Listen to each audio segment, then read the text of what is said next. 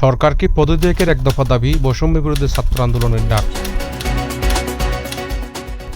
কেন্দ্রীয় শহীদ মিনারে বিক্ষোভ সমাবেশ থেকে সরকার পদত্যাগের এক দফা দাবি ঘোষণা করেছে।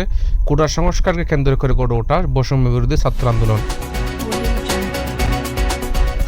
আর শনিবার এক দফা দাবি ঘোষণা করেন বৈষম্য বিরোধী ছাত্র আন্দোলনের সমন্বয়ক নাহিদ ইসলাম।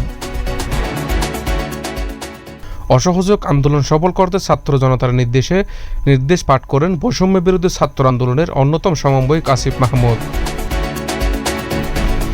নির্দেশগুলো হলো, কেউ কোনো ধরনের ট্যাক্স বা খাজনা প্রদান করবেন না, বিদ্যুৎ বিল, গ্যাস বিল, পানির বিল সহ কোনো ধরনের বিল পরিশোধ করবেন না।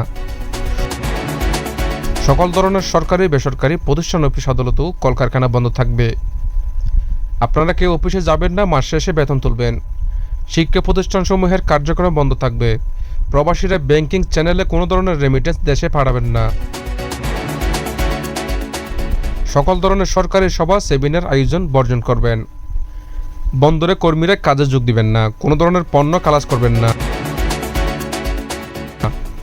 দেশের কোনো কলকারখানা চলবে না।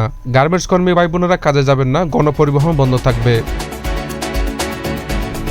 শ্রমিকরা কেউ কাজে যাবেন না। জরুরি ব্যক্তিগত লেনদেনের জন্য প্রতি সপ্তাহে রোববারে ব্যাংকগুলো খোলা থাকবে।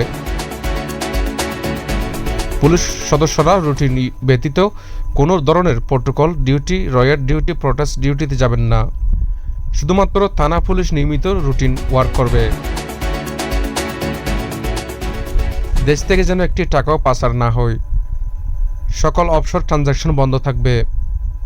বিজিবি ও নৌবাহিনী ব্যতীত অন্যান্য বাহিনী ক্যান্টনমেন্টের বাইরে ডিউটি পালন করবেন না। বিজিবি ও নৌবাহিনী ব্যারাক, কোস্টাল এলাকায় থাকবে। আমলারা সচিবালয়ে যাবেন না। ডিসি বা উপজেলা কর্মকর্তারা নিজ নিজ কার্যালয়ে যাবেন না। বিলাস দ্রব্যের দোকান, শোরুম, বিপণী বিতান, হোটেল, মোটেল, রেস্টুরেন্ট বন্ধ থাকবে। প্রধানমন্ত্রী শেখ হাসিনা ও মন্ত্রিসভার সব সদস্যদের পদত্যাগ দাবিতে আগামীকাল রোববার সারা দেশে সর্বাত্মক অসহযোগ শুরু হবে বলেও সমাবেশ থেকে ঘোষণা দেন আন্দোলনের অন্যতম সমন্বয়ক নাহিদ ইসলাম। ডিপ্লাস টিভি, চট্টগ্রাম। আমি প্রধানমন্ত্রিত্ব চাই না, আমরা দেশের মানুষের অধিকার চাই।